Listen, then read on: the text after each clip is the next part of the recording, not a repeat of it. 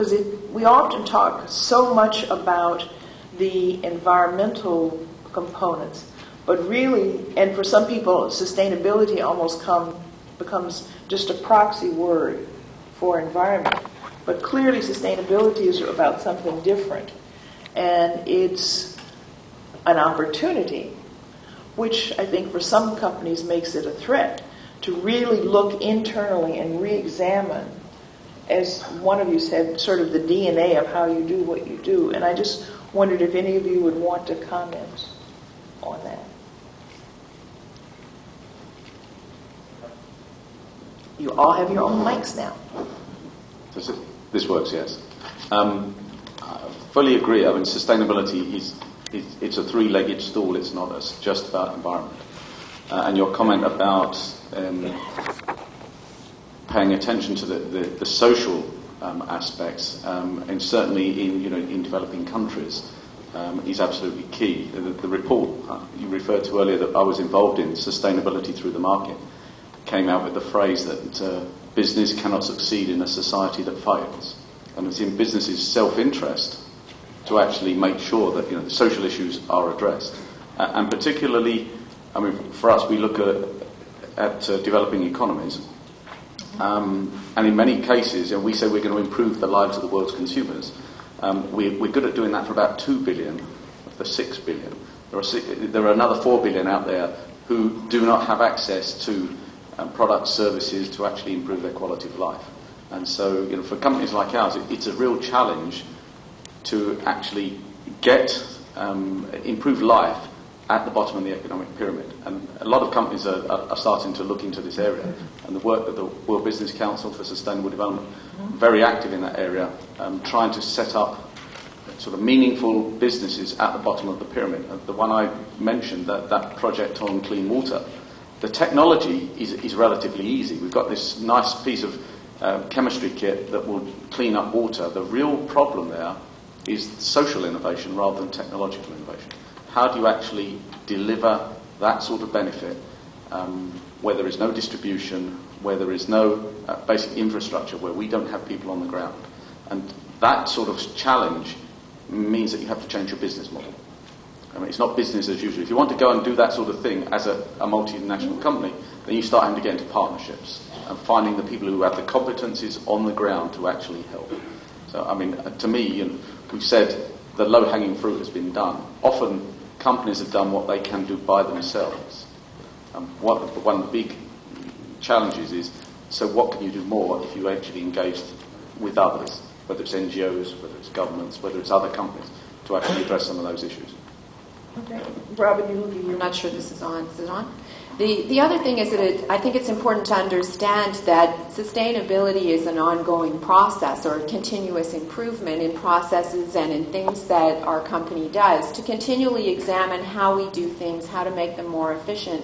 And the dialogue among all levels of trade and with the public and with governments is essential to be able to do that and to do it well. So I think it's very important for all of us in the room to understand that we can't do it alone. There are certain things that we can do, but we also need feedback and we need input from the other stakeholder groups to make sure that as we go forward, we're meeting everybody's goals. I think I'm going to take a slightly different, it's a very good question, and I mentioned that, for example, we look at factories as a critical element of and its working conditions in addition to any technical issues. When businesses decide to take on social issues, and I think this is a real critical piece here, my philosophy would be that they have to be issues that touch directly on that business. Otherwise, it's marketing. So what that means, if you don't have a very clear focus on understanding what all of the touch points of your business would have in the broader social context, and don't get at that, then you're not doing the right thing. And in fact, what you do is you set yourself up for being a bit hypocritical at the end. If you do take on some big cause, noble as it may be, but then someone says, well, what about your employees, or what about the employees in this particular factory? So I think it's a very good question, but I think the answer really lies in being an absolutely razor-sharp focus on your own, first of all, before you take on anything else. And although partnerships are, in fact, ultimately where we're all going to have to go, I truly believe that you can't even do partnerships unless the partners are also, their acts are already cleared up first. So part of what you're saying is that we need much more clarity in the systems for tracking, monitoring, and measuring internally as well in order to be able to say what we're doing. Oh, absolutely. Certainty. Yeah, and in fact, there's one step further, and that's the reporting. And some of you may have known that NEC just produced its first accountability report. A lot of businesses here have done it. What we found in doing it was that we took the focus right at the beginning that we would tell everything, the good, the bad, and the ugly. And there's some bad stuff in there in terms of some stuff that we know that when we measure it that we're not doing well against. I think if you want to build the trust within this sphere, you have to report on the measuring and the monitoring as well. Okay. Did you? Well, I agree with all of those. I was just going to come back and support what you said, Diane, in that whenever you introduce a radically different product, you need consumer education. For example, when we introduced toothpaste into Poland, it wasn't the done thing to use toothpaste. And it took a while to get people to used to it. And we saw dental caries go down by about 40% as a result. So you have to do that. But getting back to Liz's point, it's certainly true that consumers they're really after, first of all, performance. Does it work? Does it provide good value? And then we get down to environmental and social aspects. And what we've learned is what you need to do is you need to link sustainability to the benefit. Back in the 90s, I said there was a lot of green marketing around green products. And although you told the consumer this is green, what they actually heard was this isn't going to work properly. I'm going to have to pay extra for it. I have to put twice as much in, or they've left the important stuff out.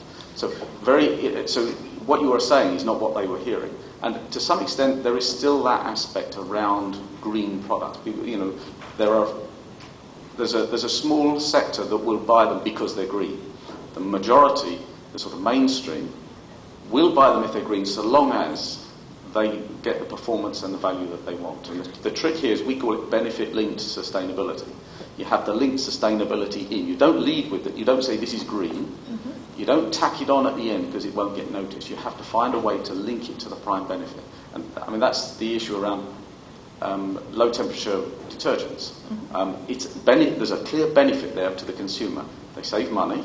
It's better for their clothes. They get good performance. And by the way, it's good for the environment. Mm-hmm. So finding ways to actually connect with what the consumer wants from the product, linking the benefit of the sustainability into the benefit is the key part. So maybe part of what we're saying is that a bit of caution on the promotion side of the greenness of products and more internal work on the actual performance, on the production side, independent of whether the consumer knows about it or not. In other words, we lower the footprint, and this may be particularly relevant to what you were saying, Peter, about supply chain, and also, Robin, certainly I know with BASF and with an interface, how we produce the product, very much of that is left up to us.